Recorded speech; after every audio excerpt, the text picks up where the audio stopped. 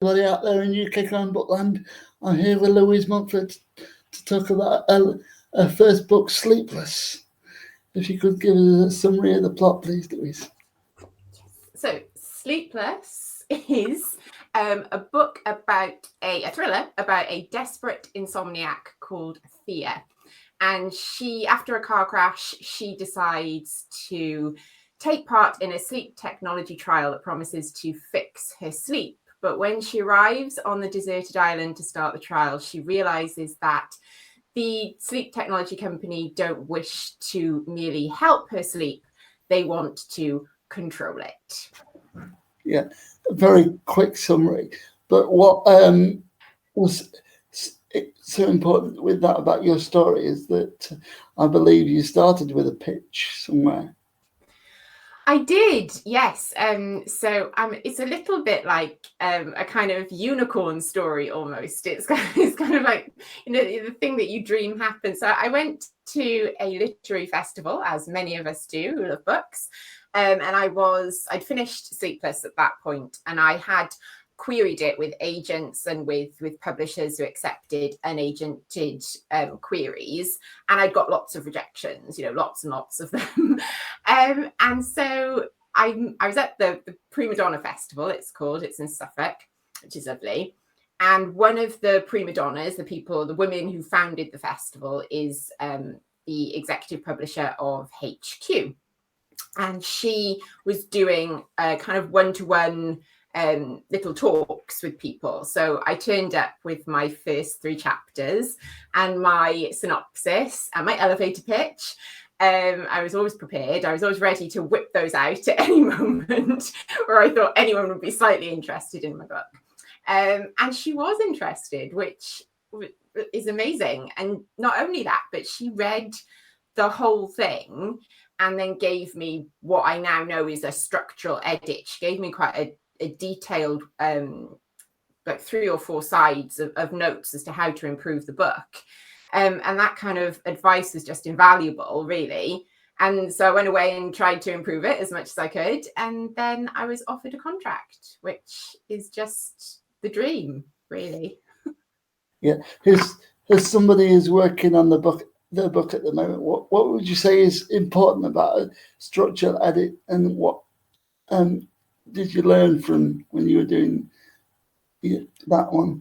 So, well, first of all, if you're working on a book and you have finished it, you should always put it away for as much as you possibly can, as long as you can stay away from it, basically. I tried to do it for about a month or so and just kind of ignore it for a bit and then go back to it, because you yourself will then pick up lots of things that you didn't quite pick up when you were still kind of head in your novel. So that's the first piece of advice. But a structural edit, which you would get from an editor, or what I got from Lisa at the Prima Donna Festival, is somebody who has read the whole book, but it's not a line by line kind of copy edit. It's not commas and spelling mistakes and, somebody walked out of the room, but they didn't come back. It's not that kind of thing. It's an overall view of your book, what's working and what isn't working. And I've just actually had this now for my second book. And my editor, who is amazing, she has pinpointed the stuff that I kind of knew wasn't working, but because I was so close to the book, I couldn't articulate what exactly was wrong. Whereas she's been able to go, well, this needs to work and that needs to work, and we need to focus on this. And it's just, my brain has just gone, oh yeah, that's the stuff that needed fixing. And I can go away and do that now. And the good thing about an editor like mine, and like all editors, is that they offer you the things that they think aren't working, but they let you go away and work out how to fix it. They never really offer solutions. They never say, well, I think you should do this, or I think you should do that. They say, well, this isn't really working.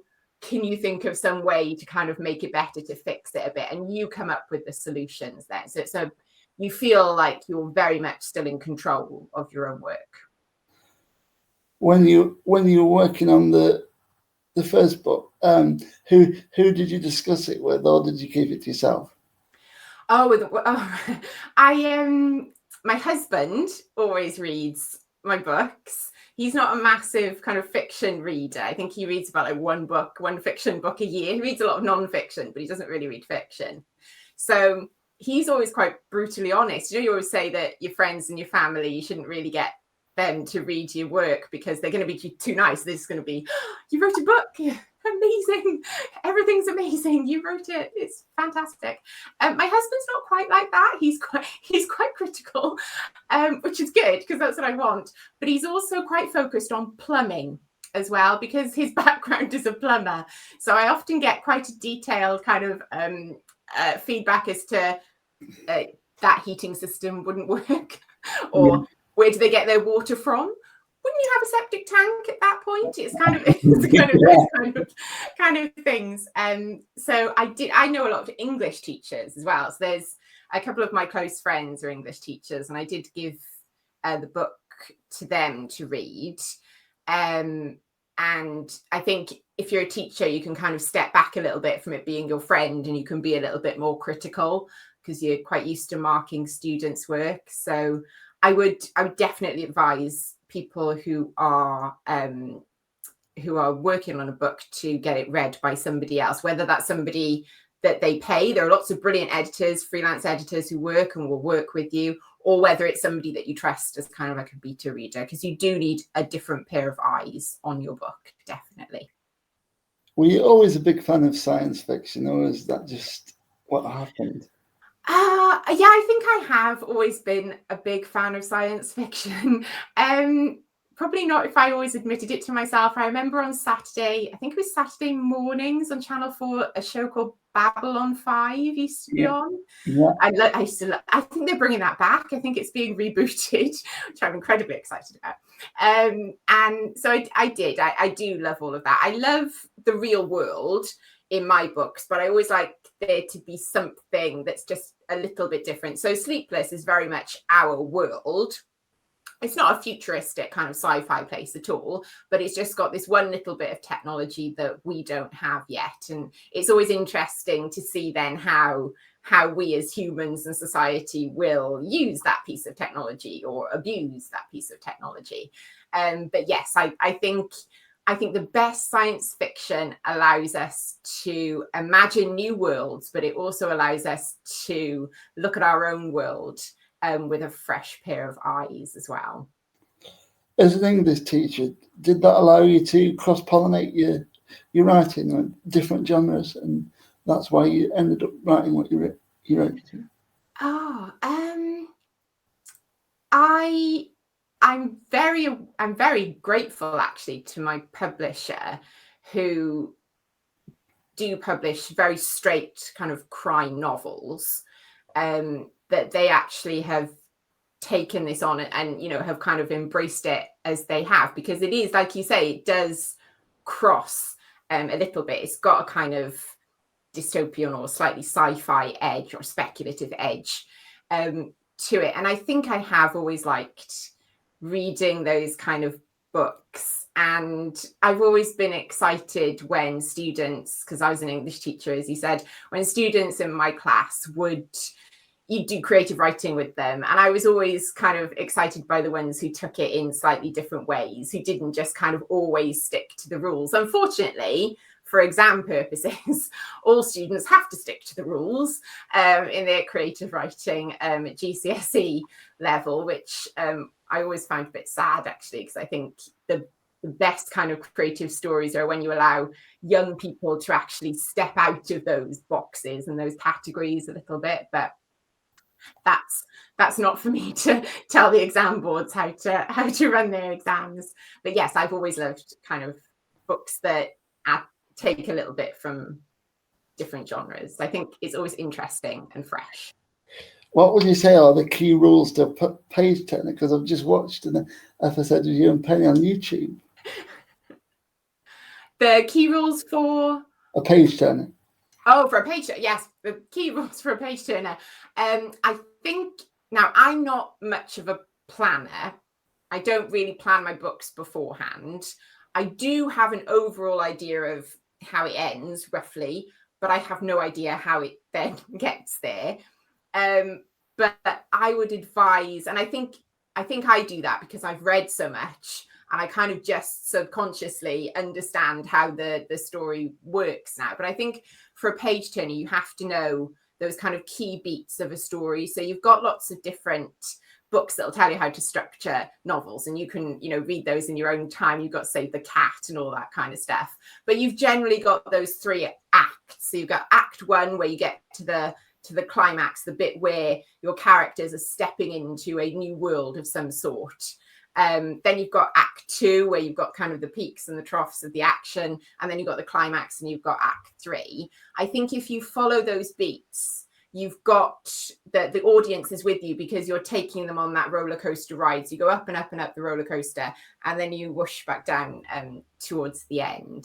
But I think it's character that really does keep people turning those pages. You have to know your characters inside out, and that doesn't mean knowing what their favorite food is, or what color jumper they like wearing. You don't have to do all of that sort of stuff. It's the psychological motivations of them. You know, why are they acting the way that they are acting? You know, why do they do that?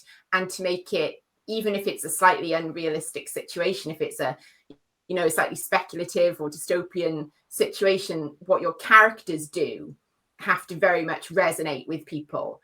So I think it is always to do with character. And like you were, so we were talking beforehand, you were talking about how different viewpoints, I think that's something that you're seeing quite a lot in crime fiction at the moment, people switching viewpoints so you can see different sides of the story. And I think that's really interesting as well.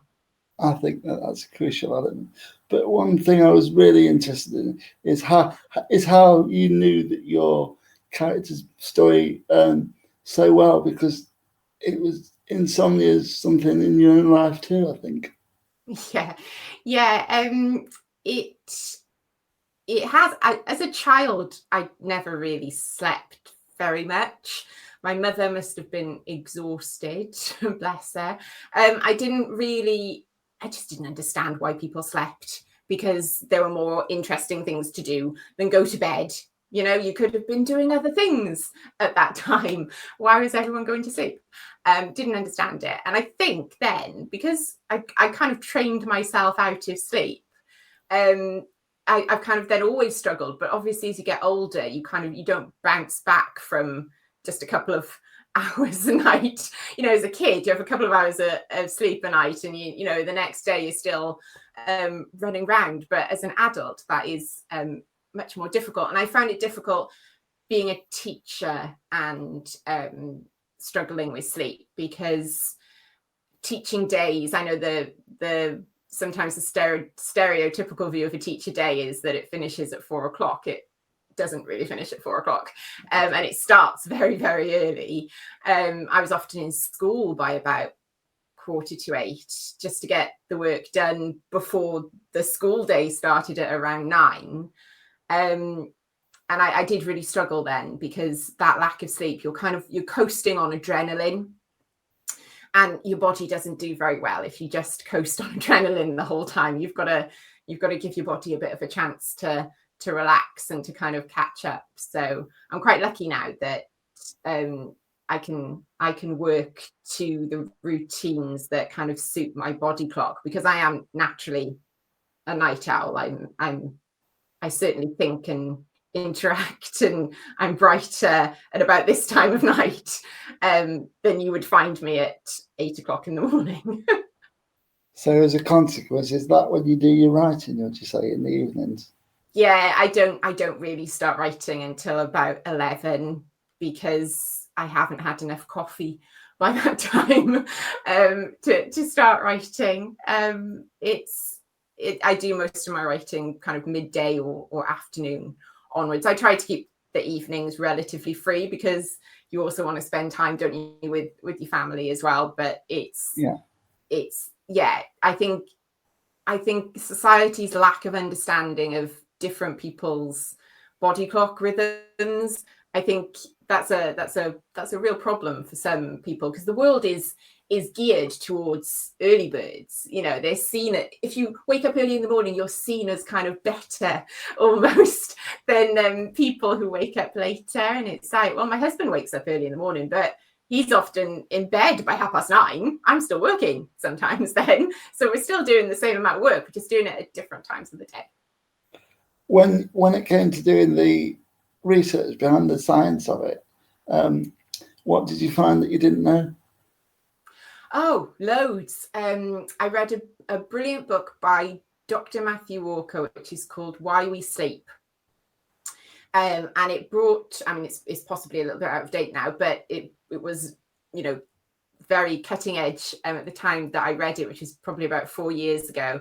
And it was all about sleep science. So what they discovered up until that point that the brain does while it's sleeping, and also what they don't know about the brain and what it's doing while it's asleep. And there's a huge amount that we don't know. We have literally we're in the dark.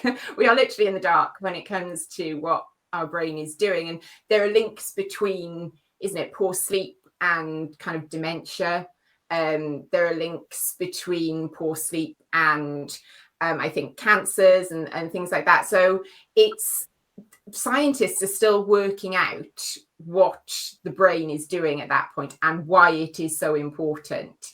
And I learned all sorts of different things to do with that. But I also learned a lot about the kind of big technology companies as well, which has been very interesting this week with the news with the whistleblower, wasn't it, from Facebook? Yeah. And, you know, that big technology is a massive part of our life, but social media is a massive part of our life. We're on social media right now. And I love social media because it's allowed me during lockdown, when my book came out and you couldn't meet readers, it's allowed me to have an audience, to meet some readers, which has been amazing. But social media allows us as humans to indulge the worst parts of our personalities and our urges as well. And you've got that in, trolling and all of the horrendous things that go on. And social media facilitates that as well. Would you say technology is going to be a theme you're writing, or don't you know? Coming out? I don't really know, if I'm honest. My second book, probably it's got a little bit of technology in it, but it hasn't got a huge amount. My third book has a little bit of technology in it as well. I'm reluctant to be the kind of, technology crime fiction writer of my publisher, because my knowledge of technology, apart from the stuff I research, is, you should see me when something goes wrong with my computer. I just panic, as we all do. So I think it all comes down to human beings, and I love seeing how human beings react to new and different things and how that becomes part of our society. And at the moment, we are living in the technological age, aren't we? We're living in internet information age. I remember writing, I did media studies back in, it would have been the late 90s, and writing my media studies coursework. And the title was The Internet Superhighway, Will It Last? And luckily, I think I decided that it would. Which is good. But I think I've always been I think I am interested in technology because it's a massive part of our life. When you were coming up with the plot for Sleepless, island books are books I really enjoy. What was it that influenced the plot for Sleepless in the island? So the island in Sleepless, where the sleep technology trial takes place, is actually based on Coldy Island, which is just off Tenby, because I'm from South Wales. So it's just off the coast of Tenby. And we visited Coldy Island when I was thinking of the book. And I think the book would have been very different if we hadn't have gone to that island at that time, because I realised it was the perfect place to set the book, because you had the monastery. There's a working monastery on Coldy Island, as the monastery is abandoned in my book. There's a working monastery on Coldy Island, and you've got the lighthouse, and you've got the gift shop, the kind of the little duck pond and everything. And it was all just ready and set up. And I love those kind of British islands, the windswept, grim kind of places that you go, and they just have the perfect atmosphere for a thriller. Lots of thrillers I've read over the past couple of years have been set on islands like those, either in Scotland or, you know, off the coast of England or Wales, whichever one it is. It's just because they lend themselves so perfectly. It's like a locked room mystery a little bit, because you're locking those people into that place. They can't easily escape. So it's perfect for a crime or a thriller writer. With Sleepless, there was lots of characters. With I think there was 50 people you put on the island. What is the optimum number for a mystery, would you say? Of characters on an island for a mystery? Yeah. I mean, obviously, I didn't actually name all 50 of those people. No.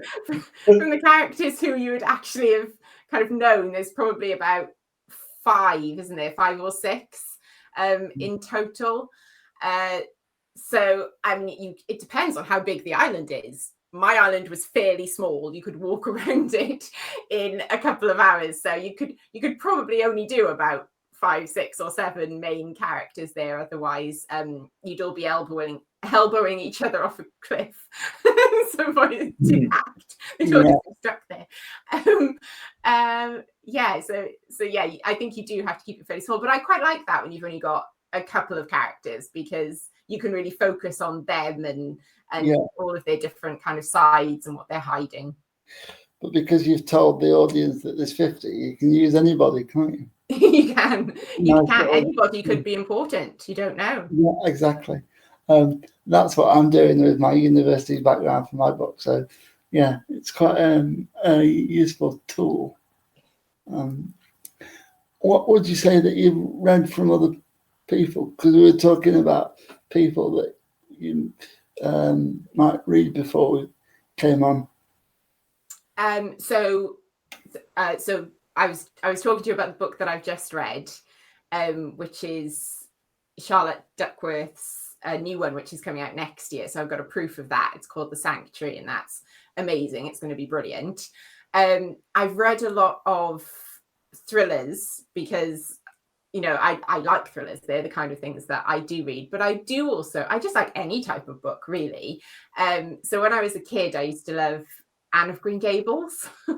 So most of my short stories that I used to write as a child were always involving plucky orphans who had adventures in kind of the countryside. And then as I got a bit older, I also love the kind of magical realism. So you've got Neil Gaiman, his it's Good Omens that was on Prime, wasn't it, not so long ago? And he's doing The Sandman as well. So I loved all of that kind of thing. Erin Morgenstern, like The Night Circus, and Susanna Clarke. I love all of those types of books. But I think what I've really come to appreciate by reading all the thrillers that I have is the quality of the writing in the best of the crime and the mystery and the thrillers that I've read. I mean, the characterization and the control of the plot, you know, the way that the best ones, you really don't see the twists and those turns coming. That is incredibly clever. Agatha Christie obviously is the queen of that kind of thing. But yeah, just incredibly, just the way that they can lead you down that path, and then suddenly that path is blocked off and you're taken on this different route, while keeping it all believable and with characters that you really love. Incredibly talented writers. I mean, I love the flashback method of learning things, especially in the middle of a book. But when you think you know everything, and then all of a sudden the writer goes, "But you don't." Yes, yeah. Well, I mean, you were talking about earlier. You were talking about different narrators as well, and Gone Girl is a fantastic example of a book taking you so far to the middle and then just pulling the rug out completely and going, hang on, let's just switch it around. This is what's also happening. And it's just amazing. When you first saw the film, did you work that out or not? When I saw Gone Girl. Yeah. Oh, yeah. Well, I'd read the book beforehand because I always like to read. I'm a little bit snobby. I always like to read the book before I watch the program. And so I did know what was happening. My husband didn't know what was going to happen because obviously, like I said, doesn't read many fiction books, likes nonfiction. So it was good watching it with him to see, the change and of course the film of Gone Girl was also fantastic. What is it you look for in a reader's reaction to your book, particularly? I've really loved. So one of my characters who I haven't mentioned is called Vivian, and she is my main character. She's Thea's mum. So you've got Thea on the island taking part in the sleep technology trial, but you've also got Vivian back on the mainland, and she is trying to work out what's happened to her daughter. And I didn't really realize when I was writing her just how much she would be loved by the readers who got in contact with me. And I can totally understand it because she is fantastic. She kind of just popped up in my brain, and she wears highly unsuitable scarves, and she's been an activist for many years on lots of different things, and she runs something called the Menopausal Army, which is a group of women of her age. They say they should be the post-menopausal army now because they're all in their 60s, but they kind of just they have a YouTube channel, and they try to they do all sorts of things to highlight kind of environmental stuff and feminist stuff and, all of that sort of thing. And she's just so forthright and funny and energetic. And I just really loved writing her. And it's great when readers love her as well, because there's nothing of me in her, really. I'm not really sure where she came from. She's not my mother. My mother would like to make that clear, that she is not based on my mother. But yeah, and so it's always a joy when readers say, "Oh, we really liked, Vivian," because she's a bit of a force of nature. Yeah, she is rather unusual, isn't she? When you've been received those letters, have people asked you whether she was going to come back in anything? Yes, yeah. So readers, some readers have very kindly said, oh, it'd be brilliant if there would be a sequel. And I didn't write Sleepless thinking of a sequel particularly. But I think, I don't know, maybe there could be. There's some idea. I definitely know that if there was a sequel, Vivian would probably be living somewhere very remote at that point with Thea. And they would definitely have guard geese. You wouldn't bother with guard dogs because dogs are rubbish compared to geese. If you want to keep people off your land, get some geese.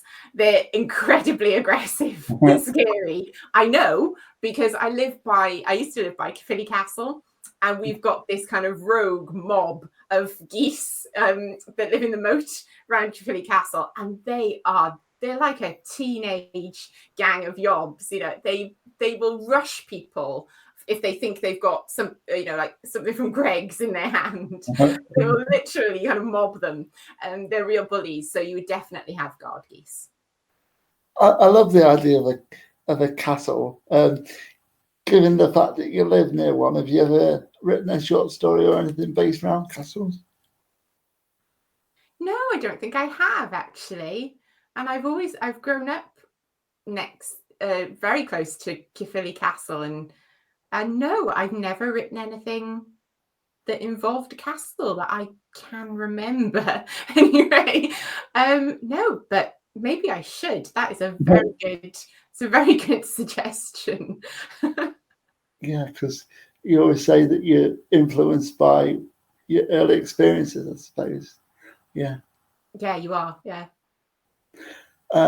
what would you say that was the most difficult part of your writing journey so far? The most difficult part of my writing journey, well, the querying bit. So when you've got your book and you finished it to the best of your ability, and you send it out, and you try to do all of your due diligence. So you get the Writers and Artists yearbook, and you choose the agents that fit your genre, and you write your cover letter, and you do your synopsis, and you send it all off. And then you hear nothing.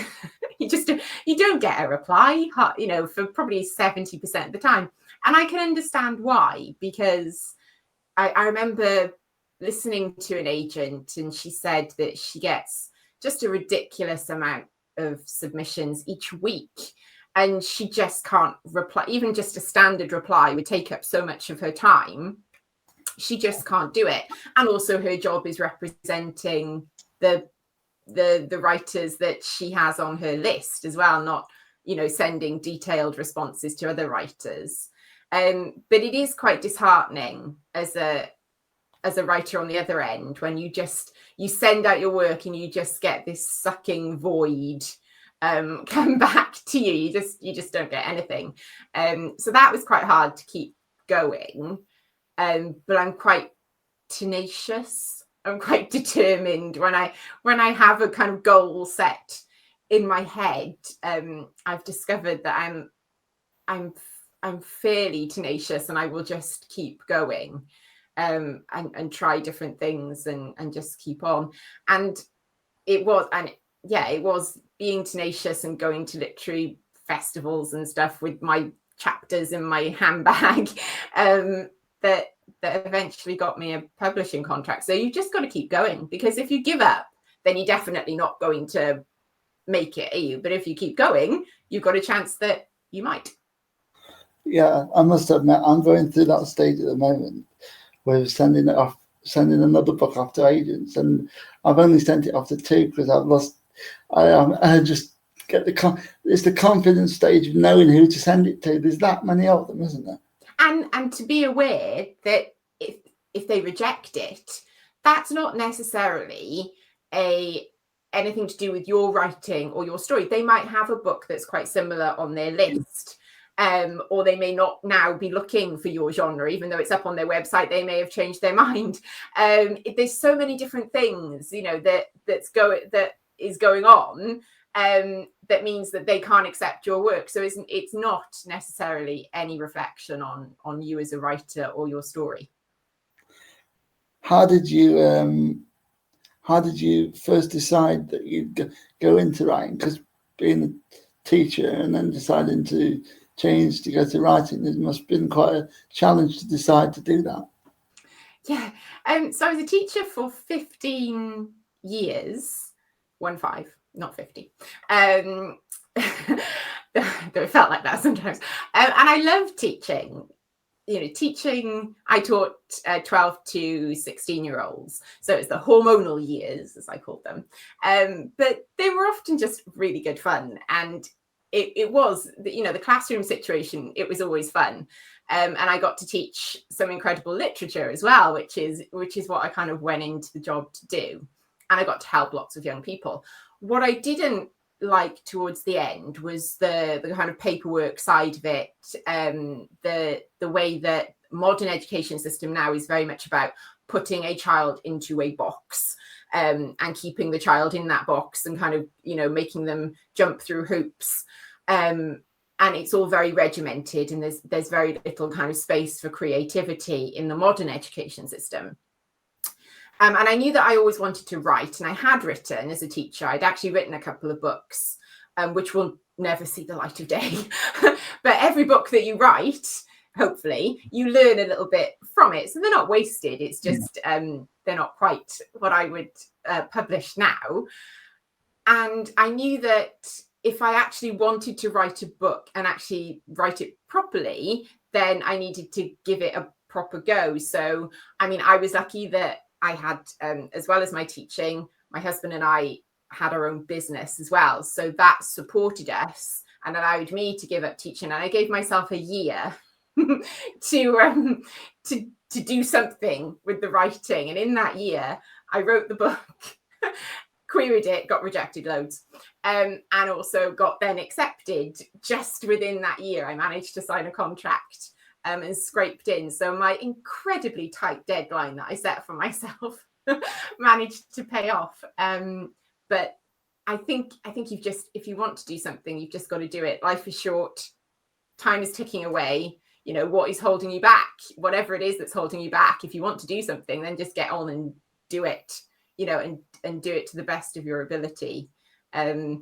Because I didn't want to be kind of looking back on my life and think, I could have tried to write that book. I could have tried to get published.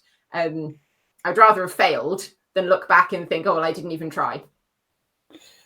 Yeah, as a dyslexic student, what techniques did you use when trying to help students with the language? Because English is very affected by dyslexia. I'm just curious. Hugely. It's so terribly unfair the way the exam system works. That for English anyway, where you have to write a huge amount in the exam. And I always did feel so terribly for my dyslexic students, because they were often incredibly creative and intelligent and so hardworking. But the spelling and the structure of their work would pull down a few marks. But actually, often what you found is the way that the marking system worked. Okay, that you would lose marks on the spelling, punctuation, and grammar bit, but then you could gain marks on the other elements of the piece as well. I taught a lot of dyslexic students, and we used all sorts of different things. We used the coloured paper, which coloured paper to print. Yeah. That helps. But the coloured acetates as well, so pupils could kind of work with which colour suited them. We had a few different colours because it depends sometimes a little bit on the student as well. You have to think about fonts. I was always very careful with stuff that I printed out, because there are some fonts that you use that just are not helpful at all for dyslexic students. And I was also very aware that, maybe with the writing part, perhaps they didn't feel so confident, but there's also a speaking and listening part to English as well. Yeah. And they often really shone on those as well. In like plays that we did, dyslexic students often did really well and were a really integral part of productions and stuff that we put on. So I really enjoyed teaching dyslexic children. I found it really rewarding as well when they got good marks, because a lot of them did as well.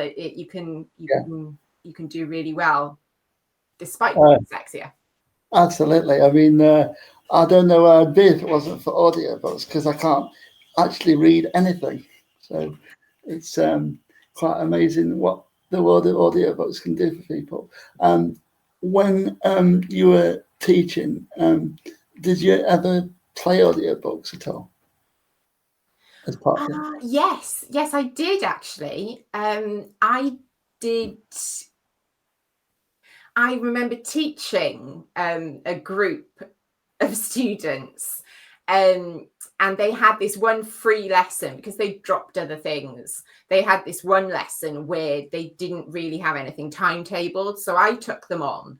And what we did was basically just listen to stories on audiobooks. That's what we did. And we burned through a load of Anthony Horowitz stuff, because they were all boys. They loved the kind of, I can't remember what they're called now, but they're like the Alex Rider ones, young James Bond ones, kind of, and they were brilliant. And it started off, and they this class of boys are like, audiobooks.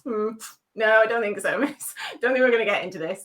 I was like, well, just give it a go. You never know until you try. And then a couple of weeks in, they were like, I wonder what's going to happen. So this, and I think this is going to happen, and I think that's going to happen.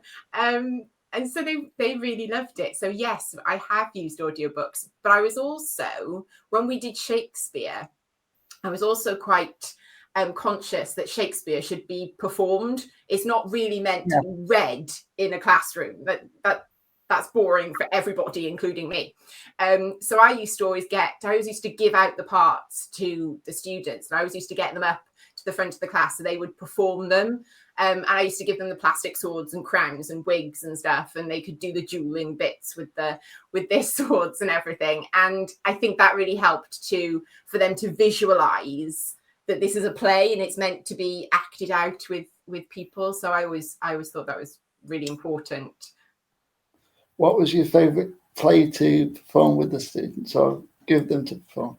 It was A Midsummer Night's Dream, because it's just so weird. It's for those of you who don't know A Midsummer Night's Dream story, it's basically two couples and this bunch of kind of working men all go into a forest, and there are fairies involved and magic and weird things happen, and it all becomes very strange. And it was brilliant because I used to get these masks from the comic book shop. The costume store. That's what So you'd have these donkey masks and lion masks and the children would wear all of those. And because it was just so weird and they got to wear all of these brilliant costumes, they loved it. It was just really good fun. And it was funny because once it was acted out, it was funny. If you read it in a classroom, just as a book, it's not funny at all. But if you actually see it, you understand that, it's actually pretty good fun. What would you say that have you learned from the characters of Shakespeare, and have you ever been tempted to use any kind of stuff you learned from that? I think we all use characters. We all use the kind of Shakespearean characters because they are just the archetypes, aren't they, of the different human emotions. So you've got like Iago and jealousy and all of that sort of stuff. You've got that overreaching ambition of Macbeth. I mean, we see that in kind of political thrillers. And Shakespeare himself stole those from other writers. So yes, I mean, I'm sure I use those. I think the Lady Macbeth and the kind of very powerful women, I definitely have imbibed that, because I used to love Lady Macbeth. I used to love teaching Macbeth because of Lady Macbeth and just how single-mindedly ambitious she was, but then it's seen as evil with her, but it can be redeemed in Macbeth, but not in Lady Macbeth, apparently. Lady Macbeth, no. But Macbeth, that's okay. So yes, I think we all use those kind of characters. I would say I would notice ambitious women in Sleepless, because definitely, yes. Dolores, yeah. When you're working with other authors at festivals or online ones, who have you been on a panel with or done an event with that you'd like to recommend to people? Well, lovely Penny Batchelor, who I did the page How to Write a Perfect Page Turner with for the Stay at Home Festival. She is fantastic and very funny. And also Trevor Wood, who's the first book is it One Way Street? Is that the first book? That's number 2. The Man on the Street. The Man on the Street. Yeah. He's very, very funny, and I did a panel with him for the Welsh Crime Fiction Festival, the virtual one last year, which is also going to be a real life festival this year, in May, I think. So he's very funny, but picking out a couple is it's mean to get me to do that because they're all amazing. Yeah. I don't think I've actually met a writer virtually or in real life who just hasn't been an absolute dream, because I think all writers understand how hard it is to get to that point, and how much effort it takes. And they're all just brilliant and so supportive as well. It's just been amazing meeting all of them. Yeah, it was the Online World Festival where I first got to hear about you. What was it like when you got chosen for the debut to be highlighted at that festival? It's brilliant. I mean, it's being part of Crime Cymru, who are organising the festival, is just really, really lovely, because it's a mix of kind of very established writers, and writers like me who are just kind of just fresh into the whole thing, and it's incredibly supportive. It's really nice to feel like there's you've got kind of like that Welsh link, even though probably most of us don't set our books in Wales. My book is inspired by Caldy Island, but it's not set in Caldy Island, and it's just nice to have that sense of community. I think the writing community in social media, so Twitter, Facebook, Instagram, is such a lovely place to be. Twitter especially can be a hellscape if you venture out of book Twitter and suddenly find yourself somewhere else in some other discussion. But the writing community is amazing. It's really supportive, really informative. I learned a lot as somebody querying. I learned quite a lot from just being on Twitter and reading different threads and different things that writers had said, and how generous they are with their advice and their information and their time. Who would you say has been highlighted for you due to Twitter? Because that's where I get a lot of contacts with the authors I interview. Yeah. I think everybody follows Joanne Harris probably on Twitter, because she's brilliant, and heavily involved in the Society of Authors as well, isn't she? But she's a great font of knowledge, as is Claire McIntosh. I also did as a kind of tutorial Zoom. I was in the audience. I did a plotting thing with her, and she was brilliant. She kind of really crystallized the whole Act 1, Act 2, Act 3 thing for me. She's brilliant. I also follow Neil Gaiman because I'm a massive fan, but he's also really informative as well, and very supportive of libraries in particular. I've noticed just recently as well, though he's always been supportive of libraries, but his recent tweets have been really supportive. And another person who's really good kind of on the publishing side is Sam Missingham. She's on Twitter, and she used to work for HarperCollins, but she now runs the Empowered Author website, and you've got a whole range of resources for people who want to self-publish, or people who want to do indie publishing, or people who want to help market their own books, or you've got everything under that umbrella. And I learned a huge amount from that website too. When you were first coming onto the scene, who was it that influenced you to write crime? I don't think I was actually influenced to write crime. The story just kind of popped up in my head, and it was a thriller, so I wrote it. Before then, I'd never written a thriller. All my other books were middle grade or young adult that I'd written, very kind of fantasy or magical realism. So this idea just popped up in my head, and I had to write it because it wanted to be written. Vivian in particular was very keen to be written. So that's what I did. And then because clearly it was a thriller with a speculative edge, then I started to try and kind of, make connections within that kind of community. I was also really, really lucky to, well, not lucky to be published during the pandemic. That's not lucky. But because we were all published at the same time, we were called the D20 authors on Twitter. And we were all published, our first book in the hell year of 2020.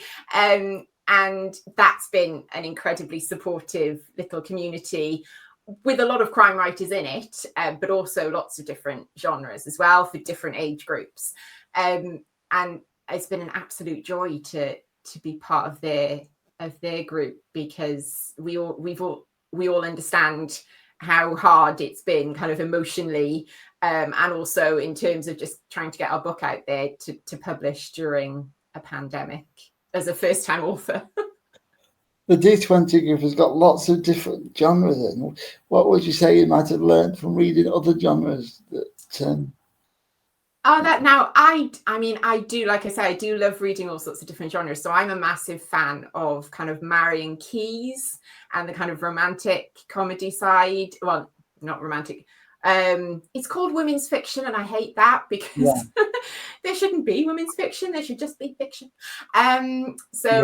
Nicola Gill writes brilliant books in that kind of genre, and I really enjoyed hers. And Gillian Harvey, with Everything Is Fine, was Gillian's first one, and for Nicola, the one I read was We Are Family. And what you learn from those is kind of the human dynamics and conversation in particular. They're so sharp on dialogue and realistic dialogue, you know, the way people move that dialogue really quickly, and they're funny. I do love, as you can probably tell from my book, I do love humor. Even in dark situations, you know, humans are still wired to find humor in those times. So I really like the kind of supposedly lighter stuff, but often it's not lighter. It's just looking at something through a slightly different lens. What would you say that you, when you were constructing the stuff on the island, and what would you say your most favourite line, humorous line that's in the book? Oh, you put me on the spot now. What would be my oh, it's gonna have to be Vivian, probably, is it? Oh no, it's Thea. She's running from something, and she hides. She kind of throws herself in a bush, basically. She hides. And Ethan, who's one of the sleep technology candidates who's taking part in the trial, he finds her, and she later finds out that he had soldier training. He's been a soldier, and she's like, oh well, that's why you tracked me down. And he said, no, it's just because you'd hidden terribly. Everyone could see you. And so I didn't. That made me laugh, because he kind of just said that off the tip of his tongue, and I that did make me laugh, because she thought that she'd hidden herself so well, but in reality he'd found her pretty easily. When you're on an island and there's not a lot of space for the characters to go, did you find it complicated to hide clues? I quite like it when it's fairly confined. I think this is something that's becoming a bit of a theme with me, actually. I do kind of like smallish, tight spaces. I don't think I'm ever going to write a kind of sprawling, epic kind of book, because it doesn't quite interest me. I like putting people into these slightly claustrophobic situations and seeing how they deal with it. So no, that's part of the fun. I like being able to hide things in plain sight, and it's part of the challenge to move people around a fairly small space, and to make it all work. I really enjoy that. Yeah, the book opened in a rather dramatic way. What would you say is important about a dramatic start? I don't think you always have to have a dramatic start. I think it depends on the book. Some books you have to go more slowly into it. Some stories require that. Some stories require something that's more dramatic to start it off.